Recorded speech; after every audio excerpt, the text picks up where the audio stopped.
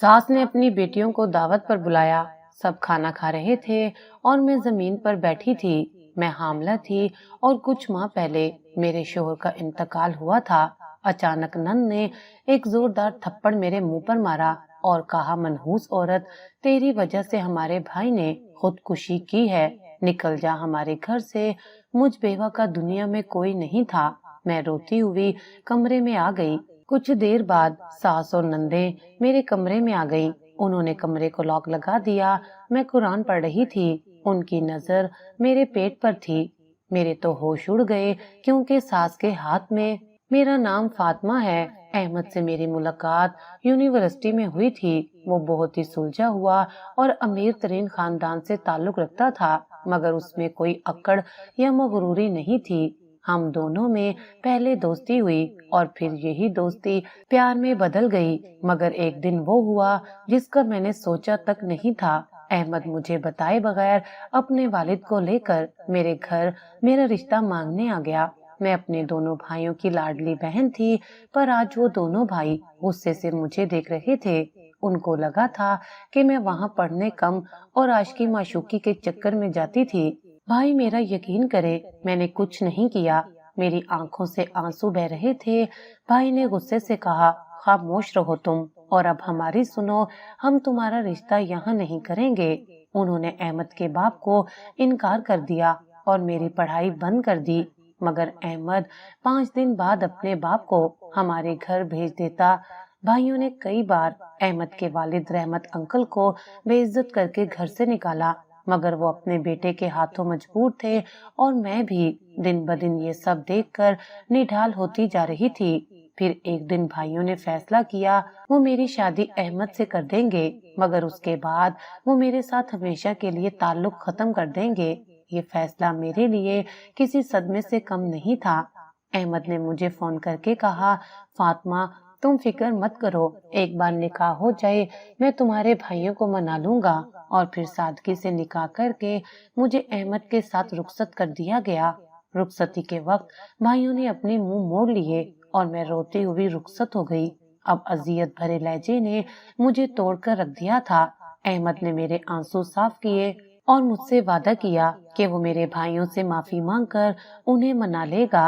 अहमद का घर किसी महल से कम नहीं था, लेकिन जैसे ही मैंने घर में कदम रखा, सामने सोफे पर एक दरमियानी उम्र की खातून बैठी थी, जिनके चेहरे पर नागवारी के तासुरात साफ जाहिर थे। वो अहमद की वालदा थी। उनके साथ ही एक नौजवान लड़की बैठी थी जो यकीनन उसकी बहन सादिया थी, और एक तरफ उसकी भाभी रूबीना खड़ी थी। किसी के चेहरे पर भी नई दुल्हन के आने की खुशी नहीं थी। अस्सलाम वालेकुम, मैंने धीरे से कहा। वालेकुम अस्सलाम। सास साहिबा की आवाज में रूखापन था। आ ही गई तुम, जिसके लिए मेरे बेटे ने खानदान में किसी को मुंह दिखाने के लायक नहीं छोड़ा। अम्मी प्लीज। अहमद ने फौरन मदाखलत की। ये फातिमा है, मेरी बीवी और इस घर की इज्जत। मैं उम्मीद करता हूँ कि आप सब इन्हें वही इज्जत देंगे जिसकी वो हकदार हैं। अहमद के लहजे में इतनी मजबूती थी कि तीनों खवातीन चुप हो गईं। भाभी ने आगे बढ़कर रस्म पूरी की, लेकिन उनके लम्स में भी ठंडक थी। बाद में अहमद ने मुझे बताया कि उसकी माँ अपनी भांजी को बहू बनाना चाहती थी, जबकि भाभी रूबीना अपनी छोटी बहन का रिश्ता मेरे लिए लाना चाहती थी। मेरे आने से उन सबके मंसूबे खाक में मिल गए थे। शादी के इब्तदाई दिन बहुत अजीब थे। अहमद के सामने सबका रवैया मेरे साथ ठीक रहता, लेकिन जैसे ही वो ऑफिस जाता, मुझे यूं महसूस होता जैसे मैं किसी कैद खाने में हूँ। सास और नंद हर बात पर मुझे ताने देती, भाभी भी उनका साथ देती। देखो तो जरा मिडिल क्लास घर की लड़की को तो जैसे खजाना मिल गया है। सादिया अक्सर मुझ पर आवाजें कसकर कहती। मैं खामोशी से सब कुछ बर्दाश्त करती रही। मेरे पास अहमद के सिवा कोई नहीं था जिससे मैं अपने दिल की बात कह सकती। अहमद को जब मेरी उदासी का एहसास हुआ तो उसने उसका भी हल निकाल लिया। तुम सारा दिन घर में अकेली बोर हो जाती हो ना? एक रात उसने मेरा हाथ थामकर पूछा। मैंने सिर्फ सर हिला दिया। आइंदा से मैं जब भी ऑफिस में फारिग होऊंगा तुम्हें फोन कर लिया करूंगा।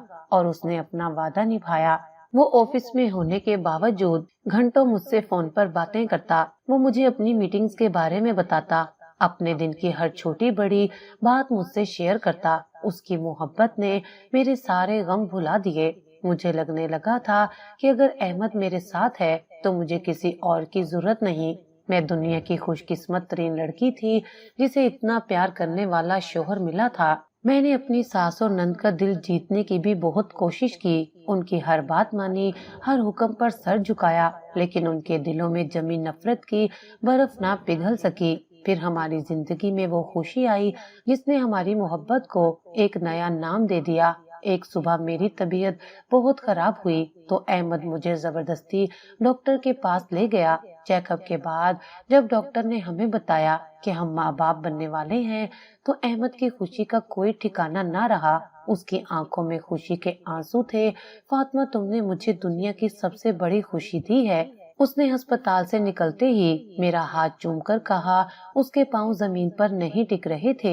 اس نے راستے سے مٹھائی خریدی اور خوشی خوشی گھر پہنچا۔ امی، ابا، سعدیہ بھابھی سب کہاں ہیں؟ میں آپ سب کے لیے خوشخبری لایا ہوں۔ سب لوگ لاؤنج میں اکٹھے ہوئے۔ احمد نے مٹھائی کا ڈبہ اپنی ماں کے آگے کیا۔ امی، آپ دادی بننے والی ہیں۔ یہ سننا تھا کہ سب کے چہروں پر ایک عجیب سی خاموشی چھا گئی۔ بھابھی، نند اور ساس تینوں کے چہرے اتر گئے۔ اچھا، ساس نے بنا کسی تاثر کے کہا اور منہ پھیر لیا۔ صرف میرے سسر تھے جنہوں نے آگے بڑھ کر احمد کو گلے لگایا اور مجھے سر پر ہاتھ پھیر کر دعا دی۔ اس دن مجھے شدت سے احساس ہوا کہ اس گھر میں احمد اور اس کے والد کے علاوہ کوئی بھی میری اور میرے آنے والے بچے کی خوشی میں شریک نہیں تھا۔ میرے حمل کو تقریباً 3 مہینے گزر چکے تھے۔ ان مہینوں میں گھر کے ماحول میں ایک عجیب سی تبدیلی رونما ہوئی۔ احمد کی بھابھی روبینہ، جن کا رویہ پہلے سرد مہری کا نمونہ تھا، اب قدرے بہتر ہو گئی تھی۔ ان کی بہن کی شادی کسی اور جگہ طے ہو گئی تھی۔ شاید اس لیے ان کے دل سے میرے لیے بغض کم ہو گیا تھا۔ وہ کبھی کبھار میرے پاس آ کر بیٹھ جاتی، میری طبیعت کا پوچھ لیتی یا کھانے پینے کا خیال کر لیتی۔ فاطمہ، اپنا خیال رکھا کرو، اس حالت میں زیادہ سوچنا اچھا نہیں ہوتا۔ ایک دن وہ میرے لیے دودھ کا گلاس لائیں تو دھیرے سے بولی۔ میں نے شکریہ ادا کیا، مگر میرے دل میں اب بھی ایک فاصلہ تھا۔ لیکن جہاں بھابھی کے رویے میں نرمی آئی تھی، وہیں میری ساس اور نند سعدیہ کا سلوک دن بدن تلخ ہوتا جا رہا تھا۔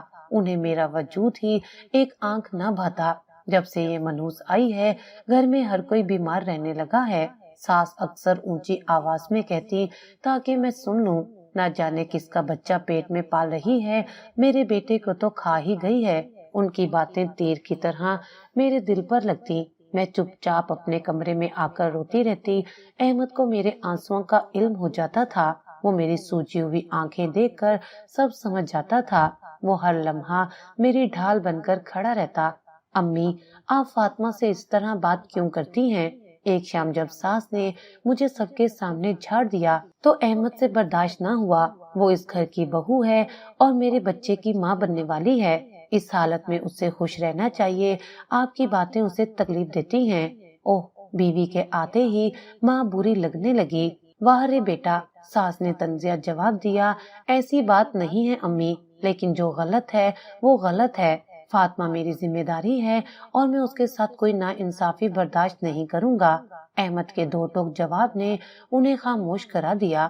میں جانتی تھی کہ احمد میری وجہ سے اپنے گھر والوں سے دور ہوتا جا رہا ہے اور یہ بات مجھے اندر ہی اندر کھائی جاتی تھی، لیکن اس کی محبت اتنی شدید تھی کہ وہ مجھے کسی بھی تکلیف میں نہیں دیکھ سکتا تھا۔ پھر ایک شام وہ دفتر سے واپس آئے تو ان کا چہرہ کچھ بجھا ہوا اور سنجیدہ تھا۔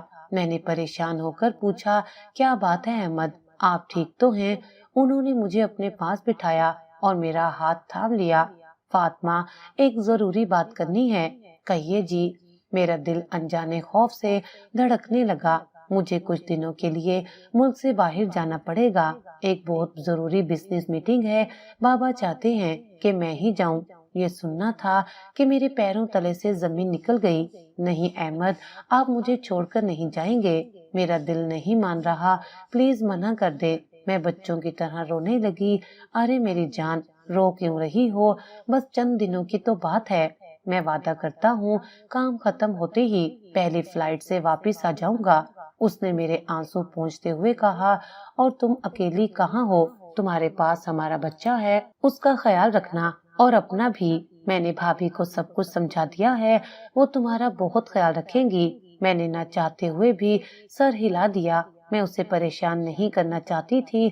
جس دن انہیں جانا تھا وہ دن مجھ پر بہت بھاری تھا۔ میں نے اپنے ہاتھوں سے ان کا سامان پیک کیا، ہر چیز رکھتے ہوئے میرا دل ڈوب رہا تھا۔ ایئرپورٹ جانے سے پہلے وہ میرے پاس آئے۔ اپنا اور میرے بچے کا بہت خیال رکھنا، اس نے میرے ماتھے پر بوسہ دیتے ہوئے کہا۔ آپ بھی اپنا خیال رکھیے گا اور پہنچتے ہی فون کیجیے گا۔ میری آواز آنسوں میں ڈوبی ہوئی تھی۔ بالکل کروں گا، اب رونا بند کرو۔ جب میں واپس لوٹوں تو تمہیں ہنستا مسکراتا دیکھنا چاہتا ہوں۔ یہ کہہ کر اس نے آخری بار مجھے گلے لگایا اور چلا گیا۔ میں دروازے پر کھڑی اسے تب تک دیکھتی رہی جب تک اس کی گاڑی نظروں سے اوجھل نہ ہو گئی۔ اس رات مجھے ایک پل کے لیے بھی نیند نہیں آئی۔ میں بار بار گھڑی دیکھ رہی تھی اور شدت سے احمد کے فون کا انتظار کر رہی تھی۔ مجھے اندازہ تھا کہ فلائٹ کو لینڈ کیے ہوئے کافی وقت ہو چکا ہے، شاید امیگریشن میں مصروف ہوں گے۔ میں نے خود کو تسلی دی۔ وقت گزارنے کے لیے میں نے ٹی وی آن کر دیا۔ چینل بدلتے بدلتے میری نظر ایک نیوز چینل پر پڑی جہاں بریکنگ نیوز چل رہی تھی۔ افسوسناک خبر، دبئی جانے والی پرواز PK-210 ٹیک آف کے کچھ ہی دیر بعد گر کر تباہ ہو گئی۔ ٹی وی اسکرین پر نظر آنے والے الفاظ میرے ذہن پر ہتھوڑوں کی طرح برسے۔ میرے ہاتھ کانپنے لگے اور ریموٹ میرے ہاتھوں سے چھوٹ کر فرش پر گر گیا۔ یہ وہی فلائٹ تھی، یہ احمد کی فلائٹ تھی۔ میرے حلق سے ایک دل خراش چیخ نکلی اور کمرے کی دیواروں سے ٹکرا کر رہ گئی۔ میری چیخ پر سب سے پہلے بھابھی روبینہ میرے کمرے کی طرف بھاگی۔ ان کے پیچھے ہی ساس اور سعدیہ بھی آ گئیں۔ کیا ہوا؟ کیوں چیخ رہی ہو؟ بھابھی نے گھبرا کر پوچھا، لیکن ان کی نظر فوراً ٹی وی اسکرین پر پڑی جہاں میرے احمد کی فلائٹ کا نمبر بار بار فلیش ہو رہا تھا۔ یہ کیا ہے؟ ساس کی آواز کانپ رہی تھی۔ سعدیہ نے آگے بڑھ کر ٹی وی کی آواز بلند کی۔ نیوز اینکر لرزتی ہوئی آواز میں بتا رہا تھا کہ جہاز کا ملبہ سمندر سے ملا ہے اور کسی بھی مسافر کے بچنے کی کوئی امید نہیں ہے۔ یہ سننا تھا کہ گھر میں قیامت برپا ہو گئی۔ میری ساس دھاڑے مار مار کر رونے لگی۔ نہیں میرا احمد، میرے بیٹے کو کچھ نہیں ہو سکتا۔ سعدیہ ان سے لپٹ کر رونے لگی۔ بھابھی نے بے یقینی کے عالم میں اپنے شوہر کو فون کیا جو اس وقت گھر پر نہیں تھے۔ میرے سسر جو میری چیخ سن کر اپنے کمرے سے نکل آئے تھے، ٹی وی پر خبر دیکھ کر ساکت رہ گئے۔ ان کا مضبوط وجود ایک دم سے ڈھہ گیا۔ نہیں ایسا نہیں ہو سکتا، وہ بڑبڑائے۔ میں ابھی پتہ کرتا ہوں، ہو سکتا ہے احمد کسی وجہ سے جہاز میں نہ بیٹھا ہو۔ انہوں نے کانپتے ہاتھوں سے فون اٹھایا اور ایئر لائن کے دفتر فون ملانے لگے۔ اگلے چند گھنٹے ہماری زندگی کے اذیت ناک ترین گھنٹے تھے۔ ہم سب ایک انجانی امید کے سہارے زندہ تھے۔ سسر صاحب مسلسل فون پر رابطے میں تھے۔ ان کا چہرہ ہر گزرتے لمحے کے ساتھ مزید سفید پڑتا جا رہا تھا۔ گھر میں رشتہ داروں کا آنا شروع ہو گیا تھا۔ ہر طرف ایک افراتفری کا عالم تھا۔ میں ایک کونے میں صوفے پر بے حس و حرکت بیٹھی تھی۔ میرے آنسو خشک ہو چکے تھے، میرا دماغ معاف ہو چکا تھا۔ مجھے کچھ بھی سمجھ نہیں آ رہا تھا۔ ایسا لگ رہا تھا جیسے یہ کوئی بھیانک خواب ہے اور ابھی کوئی مجھے جھنجھوڑ کر جگا دے گا اور کہے گا کہ سب ٹھیک ہے، احمد ٹھیک ہے۔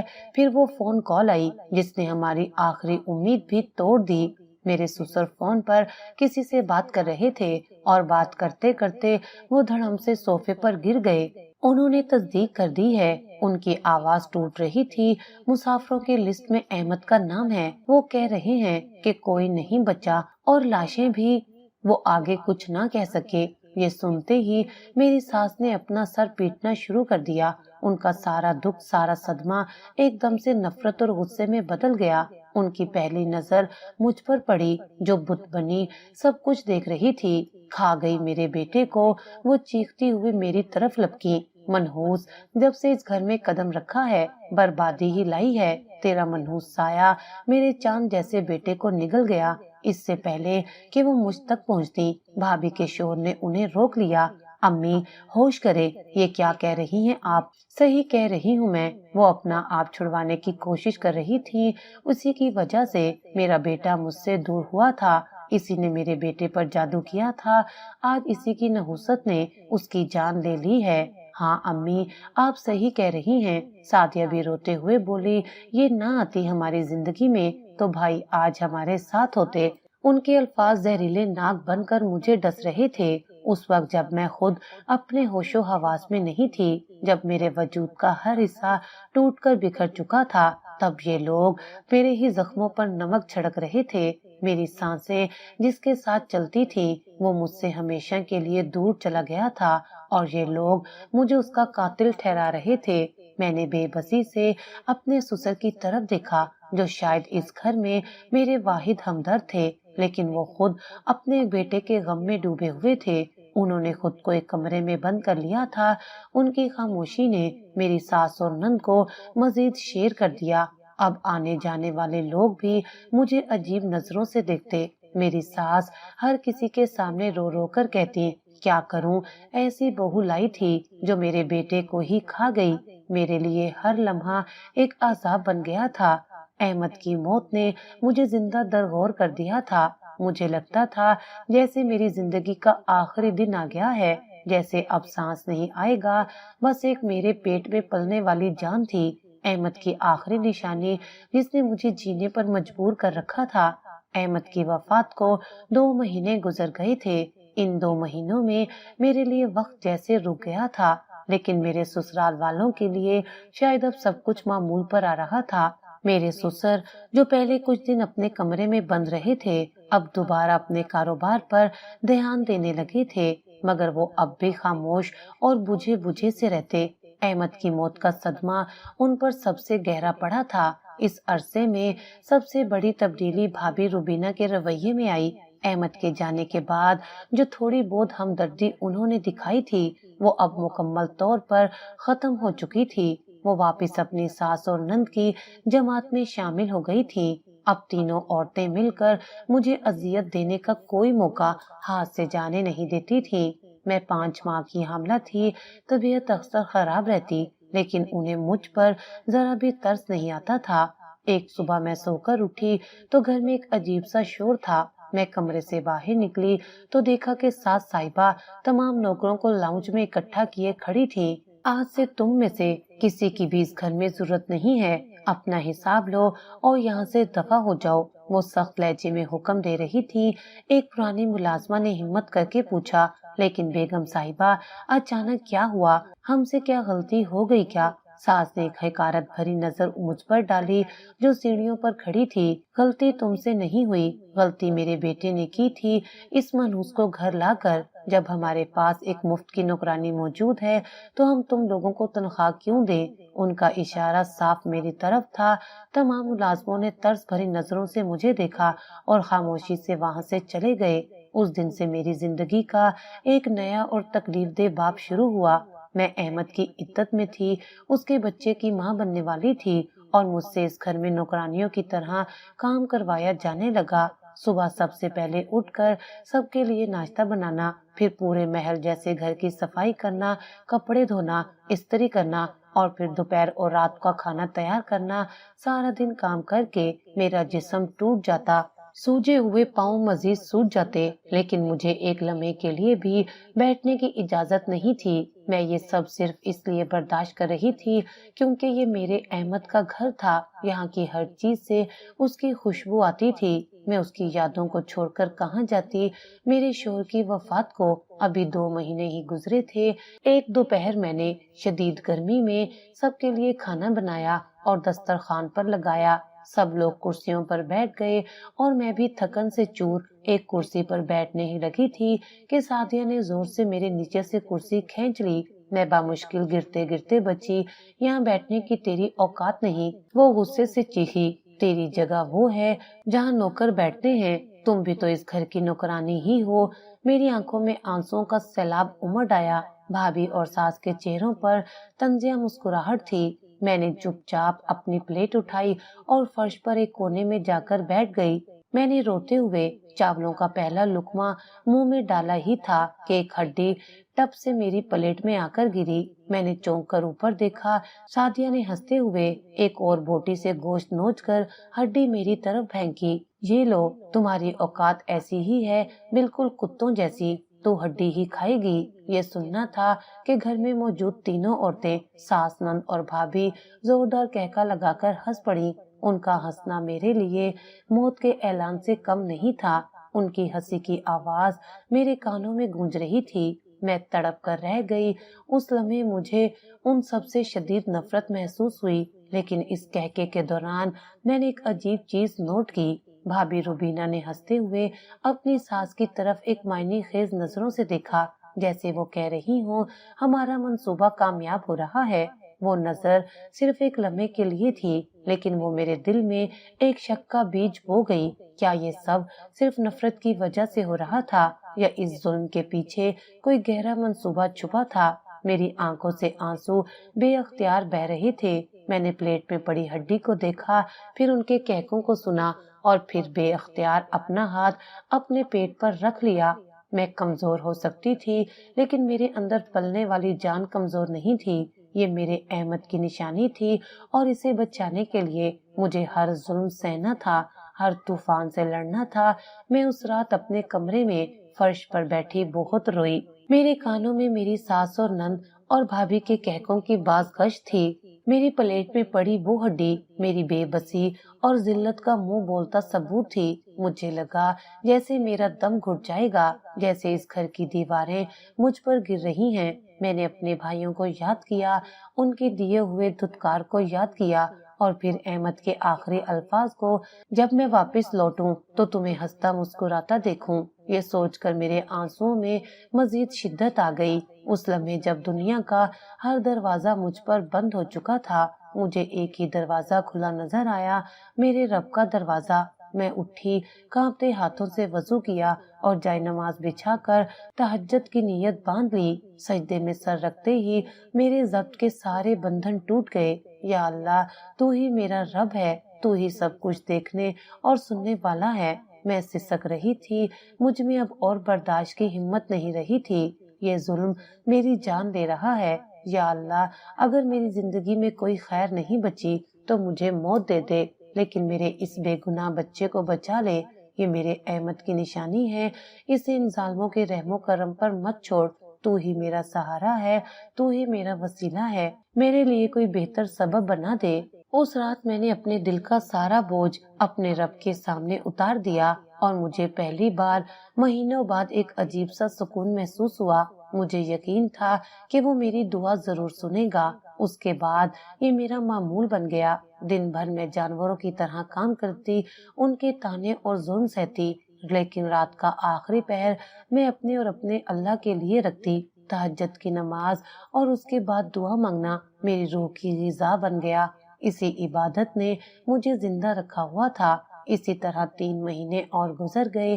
میرے حمل کا آخری 9واں مہینہ شروع ہو چکا تھا۔ اب میرے لیے جھک کر کام کرنا تقریباً ناممکن ہو گیا تھا، لیکن مجھ پر رحم کرنے والا کوئی نہیں تھا۔ اس دوران میں نے بھابھی روبینہ اور اس کے شوہر احمد کے بڑے بھائی کے رویے میں ایک عجیب سی تبدیلی محسوس کی۔ وہ اب مجھ پر ظلم کرنے سے زیادہ کچھ اور چیزوں میں دلچسپی لے رہے تھے۔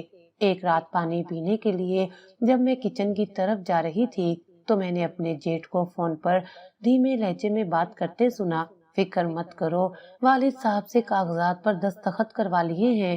احمد کے حصے کی آدھی پراپرٹی اب ہمارے نام ہے۔ بس یہ لڑکی کسی طرح سے یہاں سے دفع ہو جائے تو باقی کا کام بھی ہو جائے گا۔ ان کے الفاظ سن کر میرے قدم وہیں جم گئے۔ تو یہ تھا وہ منصوبہ بھابھی کا۔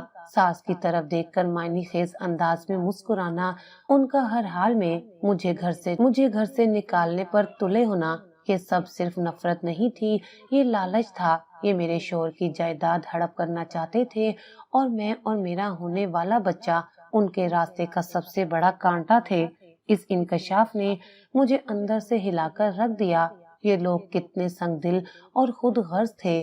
اپنے ہی بھائی کی بیوہ اور اس کے یتیم بچے کے ساتھ ایسا سلوک اب مجھے اپنے سسر کی خاموشی کا مطلب بھی سمجھ آ رہا تھا۔ وہ شاید اپنے بڑے بیٹے کے دباؤ میں تھے۔ میں نے کئی بار انہیں کچھ کاغذات پر دستخط کرتے دیکھا تھا۔ جب ان کا بڑا بیٹا ان کے پاس بیٹھتا، وہ مجھ سے نظریں چراتے تھے کیونکہ وہ مجرم تھے۔ وہ جانتے تھے کہ میرے ساتھ غلط ہو رہا ہے، لیکن وہ اپنے دوسرے بیٹے کی لالچ کے سامنے بے بس تھے۔ اس حقیقت نے میرے اندر نفرت کے ساتھ ساتھ ایک خوف بھی پیدا کر دیا۔ یہ لوگ جائیداد کے لیے کسی بھی حد تک جا سکتے تھے۔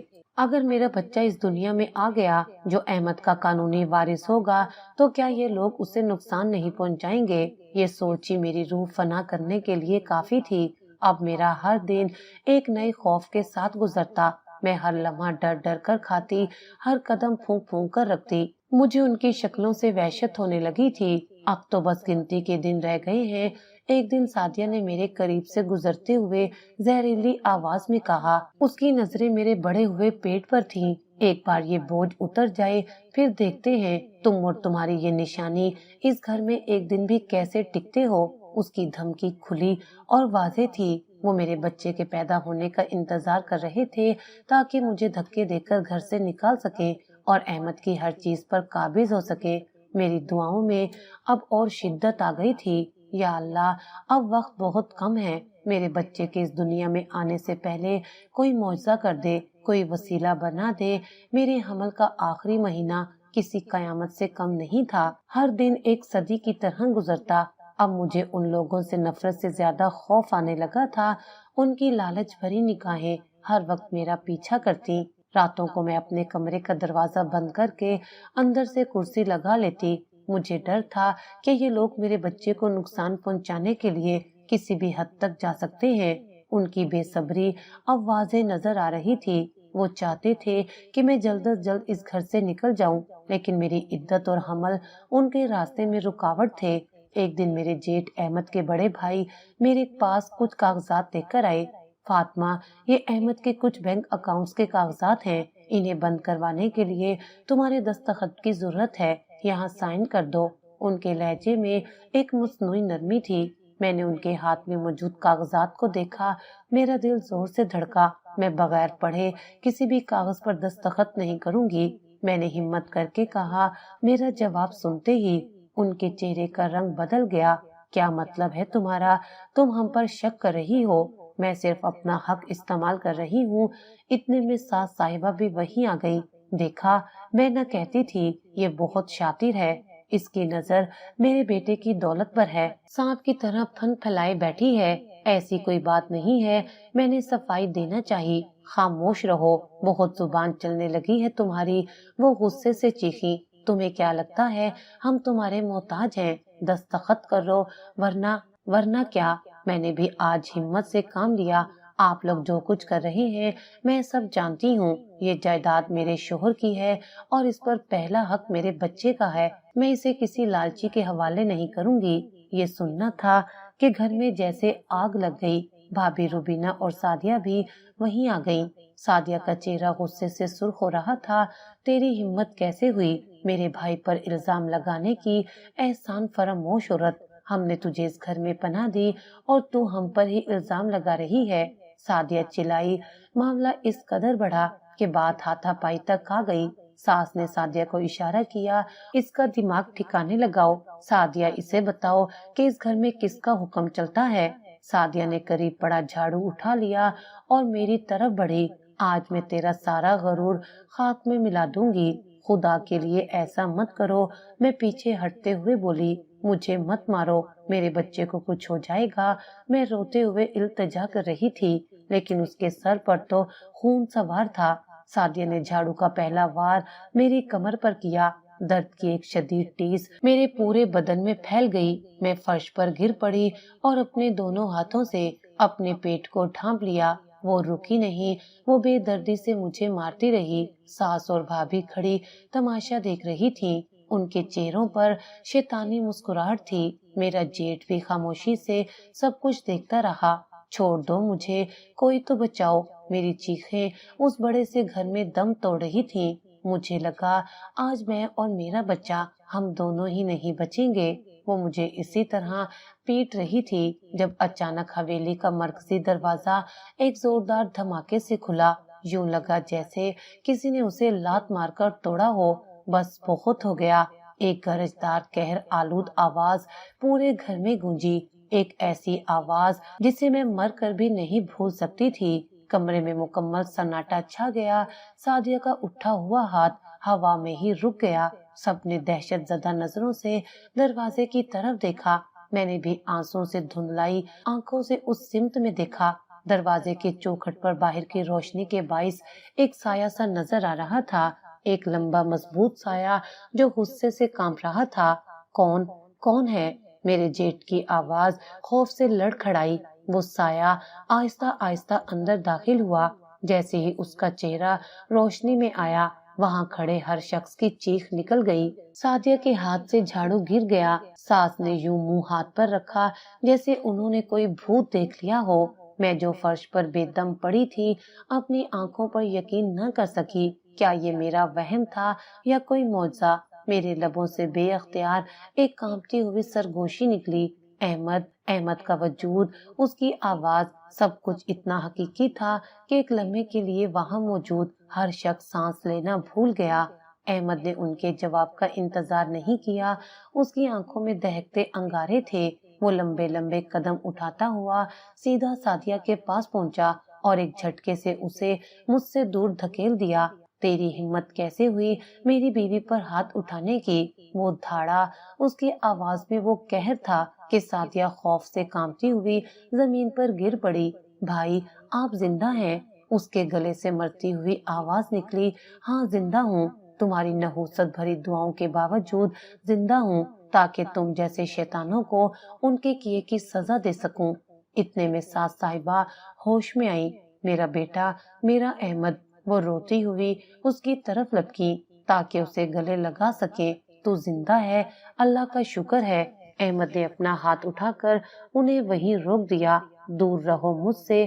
اس کی آواز میں نفرت تھی۔ ماں کہلانے کا حق کھو چکی ہیں آپ، تم سب میرے مجرم ہو۔ یہ کہہ کر وہ سب کو نظر انداز کرتا ہوا میرے پاس آیا اور فرش پر میرے سامنے بیٹھ گیا۔ اس کی آنکھوں میں وہی محبت تھی جس کے لیے میں مہینوں سے تڑپ رہی تھی۔ اس نے انتہائی نرمی سے مجھے سہارا دے کر اٹھایا۔ فاطمہ میری جان، اس نے مجھے اپنے سینے سے لگا لیا۔ مجھے معاف کر دو، میں تمہیں ان درندوں کے بیچ اکیلا چھوڑ گیا۔ ان لوگوں نے تمہارے ساتھ یہ سلوک کیا۔ اس کی آواز بھیگ گئی۔ احمد، آپ سچ میں واپس آ گئے۔ میں نے روتے ہوئے اس کے چہرے کو چھوا۔ ہاں فاطمہ، میں آ گیا ہوں، اب تمہیں کوئی تکلیف نہیں دے سکے گا۔ اس نے میرے ماتھے پر بوسہ دیا۔ لیکن کیسے؟ جہاز تو؟ بھابی روبینہ نے ڈرتے ڈرتے پوچھا۔ احمد نے مجھے اپنے بازوں کے حلقے میں رکھتے ہوئے ان سب کی طرف دیکھا۔ ہاں، جہاز تباہ ہوا تھا اور میں بھی مر ہی چکا تھا۔ اس کے الفاظ نے سب کو چونکا دیا۔ جہاز تباہ ہونے سے چند لمحے پہلے میں نے اپنی سیٹ تبدیل کی تھی۔ میں ایمرجنسی ایگزٹ کے بالکل قریب آ گیا تھا۔ شاید یہی وجہ تھی کہ جب جہاز سمندر میں گرا تو میں جہاز کے ملبے سے دور جا گرا۔ ریسکیو ٹیم کو میں زندہ ملا، لیکن میری حالت بہت خراب تھی۔ میں کومے میں چلا گیا تھا۔ اس نے گہری سانس لی۔ ہسپتال میں افراتفری کا عالم تھا۔ میرے کپڑوں اور جیب سے جو شناختی کارڈ ملا وہ جل کر خاک ہو چکا تھا۔ وہ کسی اور مسافر کا تھا جس سے میں نے سیٹ بدلی تھی۔ اسی غلط فہمی کی بنیاد پر انہوں نے میرا نام مرنے والوں کی فہرست میں ڈال دیا۔ کئی ہفتوں بعد جب میں کومے سے باہر آیا تو میری یادداشت جا چکی تھی۔ مجھے اپنا نام تک یاد نہیں تھا۔ یہ سن کر سب کے چہروں پر شدید حیرانی تھی۔ میں مہینوں اسی ہسپتال میں گمنامی کی حالت میں پڑا رہا۔ ڈاکٹر میرا علاج کرتے رہے لیکن میری یادداشت واپس نہیں آ رہی تھی۔ پھر کچھ دن پہلے ایک نرس میری جیب سے ملے ہوئے بٹوے کو صاف کر رہی تھی۔ اس میں ایک چھوٹی سی تصویر تھی، تمہاری تصویر فاطمہ۔ اس نے میری آنکھوں میں دیکھتے ہوئے کہا۔ اس تصویر کو دیکھتے ہی میرے دماغ میں جیسے دھماکہ ہوا۔ مجھے سب کچھ یاد آ گیا، تم، ہمارا نکاح، ہمارا بچہ، سب کچھ۔ مجھے جیسے ہی ہوش آیا میرے ذہن میں پہلا خیال یہی تھا کہ میرے بعد میرے گھر والے تمہارے ساتھ کیسا سلوک کر رہے ہوں گے۔ میں اپنی صحت کی پرواہ کیے بغیر جیسے تیسے کر کے پہلی فلائٹ سے یہاں پہنچا ہوں۔ اس کی بات سن کر میں مزید اس سے لپٹ گئی۔ اللہ نے میری دعائیں سن لی۔ احمد، میں نے اپنے اللہ سے بہت دعا مانگی تھی کہ وہ میرے بچے کے لیے کوئی سبب بنا دے۔ اللہ نے میرے بچے کو اس کا باپ لوٹا دیا۔ احمد نے مجھے غصے سے الگ کیا، پھر پلٹ کر اپنے بھائی کی طرف دیکھا جو خاموشی سے دیوار کے ساتھ لگا کھڑا تھا۔ اور بھائی صاحب، آپ تو میری موت کی خبر سن کر بہت خوش ہوئے ہوں گے، کیوں؟ اس کے بھائی نے چونک کر اسے دیکھا۔ والد صاحب سے میری جائیداد کے کاغذات پر دستخط کروا لیے ہیں نا آپ نے سوچا ہوگا احمد تو گیا، اب اس کی ہر چیز ہماری ہے۔ یہ سننا تھا کہ اس کے بھائی کے چہرے کا رنگ فک ہو گیا۔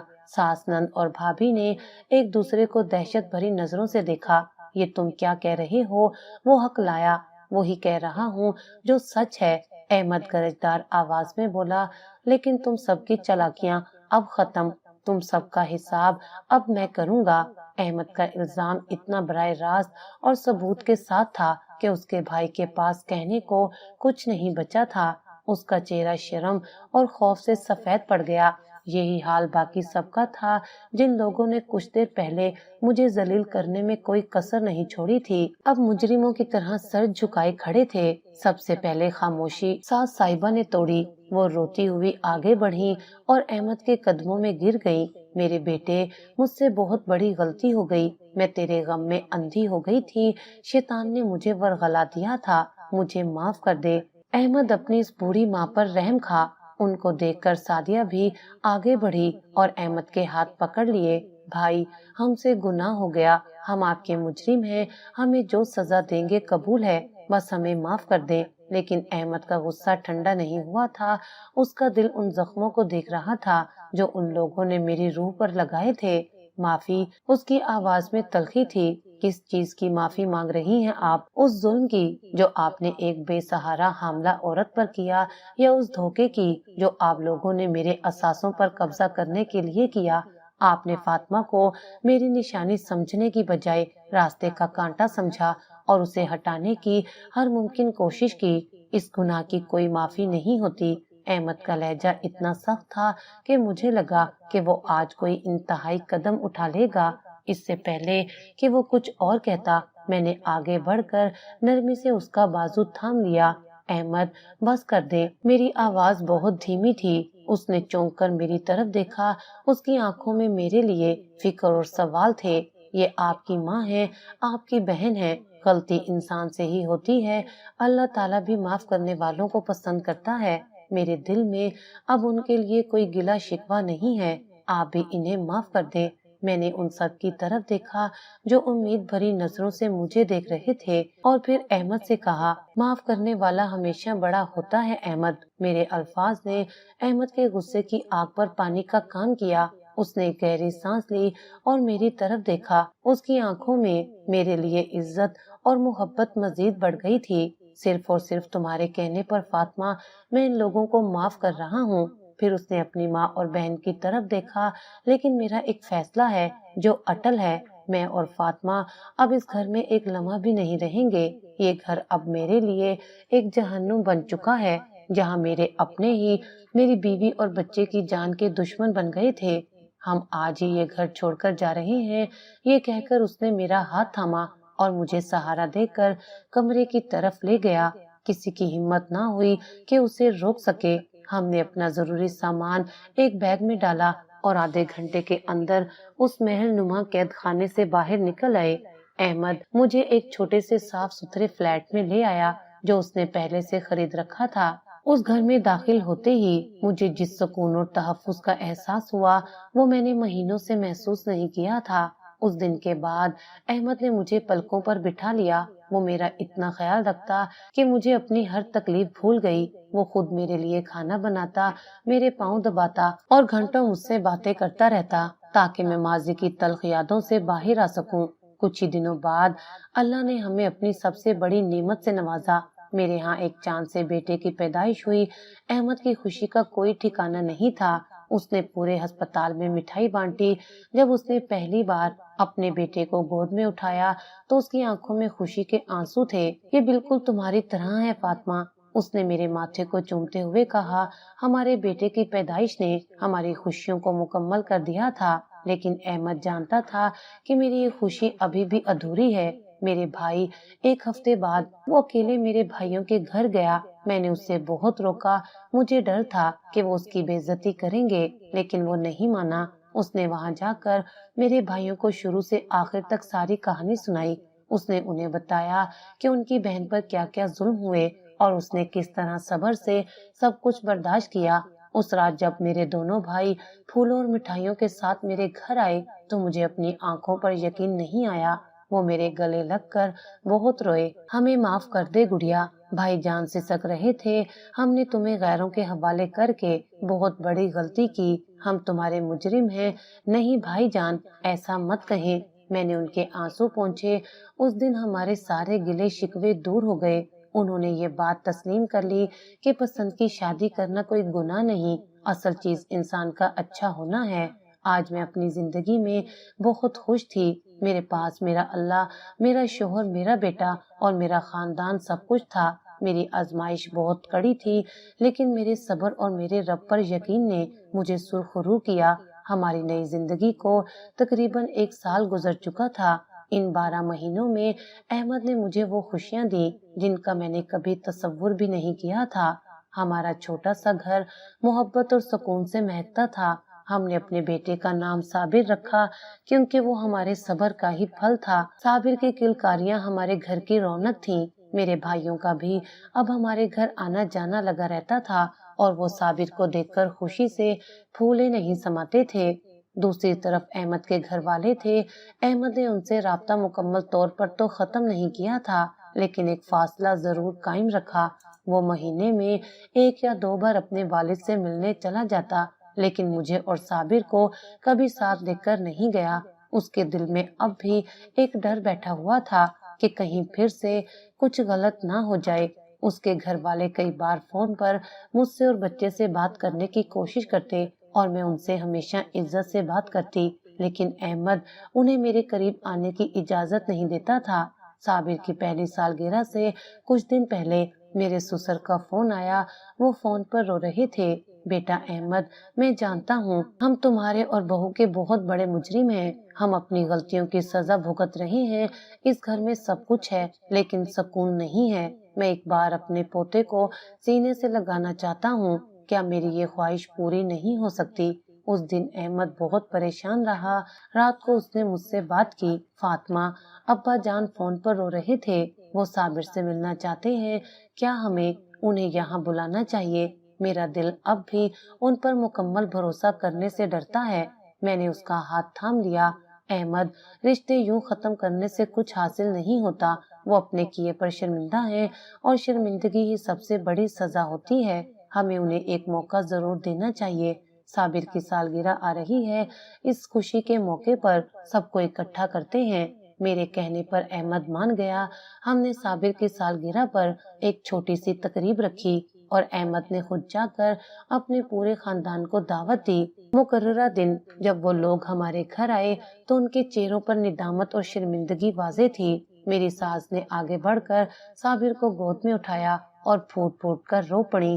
انہوں نے اپنے ہاتھوں سے سونے کے کڑے اتار کر میرے بیٹے کو پہنائے اور میرے سر پر ہاتھ رکھ کر بولی، بیٹی ہو سکے تو مجھے معاف کر دینا۔ ان کی آنکھوں میں سچی شرمندگی تھی۔ سعدیہ بھابھی، روبینہ اور میرے جیٹھ سب نے باری باری مجھ سے اور احمد سے معافی مانگی۔ ہم نے پرانے گلے شکوے بھلا کر انہیں معاف کر دیا۔ اس دن کے بعد ہمارے تعلقات بہتر ہونے لگے، لیکن احمد اب بھی بہت محتاط تھا۔ وہ مجھے اور صابر کو وہاں زیادہ نہیں جانے دیتا تھا، لیکن اب وہ لوگ اکثر ہم سے ملنے ہمارے گھر آ جاتے اور اپنے پوتے کے ساتھ وقت گزار کر خوش ہوتے۔ ایک رات جب سب مہمان جا چکے تھے اور صابر ہمارے درمیان سو رہا تھا، احمد نے میرا ہاتھ تھام لیا۔ میں آج بھی جب وہ دن یاد کرتا ہوں تو کانپ جاتا ہوں فاطمہ۔ اس کی آواز میں ایک لرزش تھی۔ جس دن میں گھر واپس آیا تھا اور سعدیہ تمہیں مار رہی تھی، اگر اس دن میں چند لمحے بھی دیر سے پہنچتا تو نہ جانے کیا ہو جاتا۔ اللہ نے واقعی ہم پر اپنا خاص کرم کیا۔ میں نے مسکرا کر اس کے ہاتھ پر اپنا دوسرا ہاتھ رکھا۔ بے شک میں اب اپنی زندگی سے بہت مطمئن اور خوش ہوں کیونکہ میرا ناتا میرے اللہ سے بہت مضبوطی سے جڑ گیا ہے۔ میں نے سیکھ لیا ہے کہ جب بھی کوئی مشکل آئے تو دنیا کے سامنے رونے کی بجائے اپنے رب کے سامنے جھک جاؤ۔ میں نے ہر مشکل میں صرف اسی سے مدد مانگی اور اس نے ہمیشہ میری غیبی مدد کی۔ میری زندگی میں پہلا سہارا میرے اللہ کا ہے اور پھر دوسرا سہارا آپ کا ہے۔ مجھے اور کیا چاہیے؟ احمد نے محبت بھری نظروں سے مجھے دیکھا اور میرے ہاتھ کو چوم لیا۔ باہر رات کی سیاہی گہری ہو رہی تھی، لیکن ہمارے چھوٹے سے گھر میں سکون اور محبت کی روشنی پھیلی ہوئی تھی۔ ہم نے ایک دوسرے کا ساتھ دیکھ کر ہر طوفان کو شکست دے دی تھی اور اب ہماری منزل صرف خوشیاں تھیں۔ اس کہانی سے ہم نے یہ سیکھا کہ اللہ تعالیٰ اپنے بندوں کو آزمائش میں ضرور ڈالتا ہے، لیکن صبر اور شکر کرنے والوں کو کبھی تنہا نہیں چھوڑتا۔ مشکل وقت میں انسانوں سے امیدیں وابستہ کرنے کی بجائے اگر سچے دل سے اللہ پر بھروسہ کیا جائے تو وہ غیب سے ایسے اسباب پیدا کرتا ہے جن کا انسان تصور بھی نہیں کر سکتا۔